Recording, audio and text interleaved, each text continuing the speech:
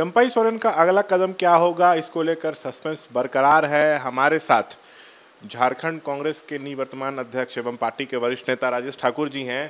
कहा जा रहा है कि चंपई के संपर्क में जेएमएम के 4-5 विधायक हैं और कांग्रेस के भी 1-2, और चंपई जल्द बीजेपी में जा सकते हैं। देखिए, इस तरह की अफवाह भारतीय जनता पार्टी फैलाती रहती है। वो चाहे पूरे देश में देखिएगा तो गणेश जी को जब दूध पिलाने का मामला सामने आया था तो वो भी कोरा अफवाह था, और मैं समझता हूँ कि उसी तरह की एक कवायद आदरणीय चंपई सोरेन जी के बारे में भी चलाई जा रही है। इस बात में कहीं कोई शक नहीं है कि इस तरह का प्रयास भारतीय जनता पार्टी करती रहती है, और भारतीय जनता पार्टी ने निश्चित रूप से एक प्रयास किया है कि फिर से एक बार सरकार अस्थिर हो, और जो विकास की गति तेज हुई है, मैया योजना के माध्यम से लाखों लाख महिलाओं को सम्मान दिया जा रहा है, वैसे में इस तरह की कवायद चला करके कहीं न कहीं महिलाओं के सम्मान को कुंद करने का प्रयास किया जा रहा है। मैं समझता हूं कि आदरणीय चंपई सोरेन जी को उनकी पार्टी ने, इंडिया गठबंधन ने बहुत सम्मान दिया है। मुख्यमंत्री पद से हटने के बाद उन्हें फिर से एक बार मंत्री बनाया जाना और उस मंत्री पद को उनके द्वारा स्वीकार किया जाना अपने आप में एक बहुत बड़ी बात है। आपको लग रहा है कि वो लौट के वापस आ जाएंगे, आप लोग के साथ रहेंगे, मतलब जेएमएम में रहेंगे? देखिए, वो क्या करेंगे वो तो वो बेहतर बता पाएंगे, क्योंकि वो भी कुछ बता नहीं पा रहे हैं कि वो क्या करेंगे।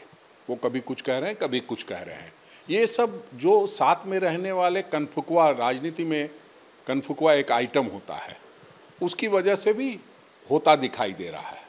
सच्चाई ये है कि भारतीय जनता पार्टी इस तरह का प्रयास कर रही है, लेकिन उस प्रयास में वो विफल होगी। लेकिन सर, वो एक्स पर लंबा चौड़ा पोस्ट लिखे कि हम अच्छा काम कर रहे थे, हमको जबरदस्ती सीएम के पद से हटा दिया गया, मुझे अपमानित किया गया, वो तो इस तरह की बात कर रहे हैं। नहीं, अगर ऐसी बात होती तो मंत्री पद कैसे स्वीकार करते? वो कैसे मुख्यमंत्री जी के साथ दावा जब हम लोग पेश करने गए उस वक्त भी साथ में थे, जब शपथ ग्रहण हुआ मुख्यमंत्री जी का तब भी साथ थे, और जब उनका मंत्रिमंडल में शामिल किया गया तब भी वो साथ थे।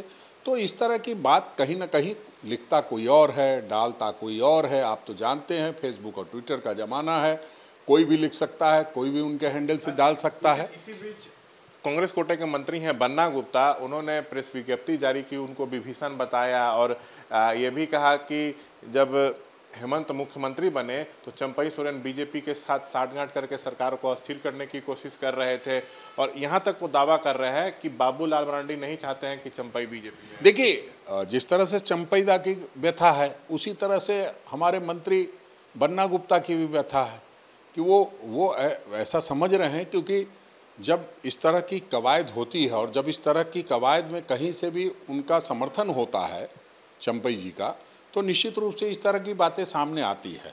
लेकिन सच्चाई ये है कि जो भारतीय जनता पार्टी एक प्रयास कर रही थी उसमें वो असफल हुई है। मतलब बीजेपी की भी जो प्रदेश इकाई है यहाँ पे, वो नहीं चाहती है कि चंपई है। आप लोग को क्या लग रहा है?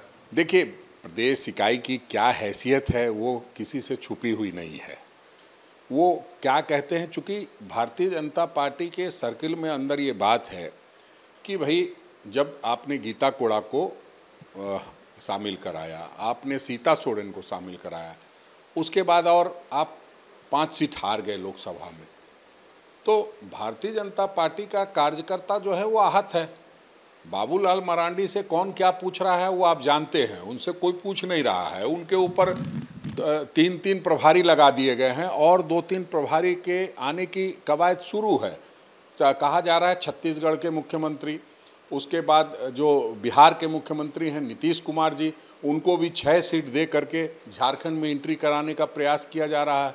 तो ये तमाम तरह के लोग लगे हुए हैं, चूँकि उनको ये भरोसा नहीं कि बाबूलाल मरांडी जी नैया पार करा पाएंगे। बन्ना के जो बात कही गई उससे आप सहमत नहीं हैं? नहीं, देखिए, बन्ना जी ने अपनी व्यथा कही है और मंत्रिमंडल के उनके साथी हैं। उनके साथ मुख्यमंत्री जब वो थे तो वो मंत्री थे, तो उनको भी बहुत सारी चीज़ें पता होंगी, उस अनुसार वो अपनी बातें कह रहे हैं। उसमें कहीं कोई बहुत ये की बात नहीं है, अपनी बात सबको कहने का अधिकार है। क्या आप चाहते हैं कि चंपई वापस आएँ और जेएमएम में बने रहें? देखिए, हम तो चाहते हैं कि जो भी इंडिया गठबंधन के साथी हैं और जो भी हमारे साथ काम कर रहे हैं वो करते रहें, चंपई सोरेन जी हो या अदना सा कोई कार्यकर्ता हो। जब भी कोई पार्टी छोड़ के जाता है तो निश्चित रूप से दुख होता है। लेकिन ऑपरेशन लोटस फेल हो गया इस बार भी बीजेपी। ये गारंटी है, पूरी तरह से ऑपरेशन लोटस फेल है। अगर वो चले भी जाते तो भी फेल ही कहा जाता, क्योंकि जिस तरह के दावे भारतीय जनता पार्टी के कनफुकवा लोग मीडिया में कान फूकने का काम कर रहे थे, आज वो पूरी तरह से ध्वस्त हो चुके हैं।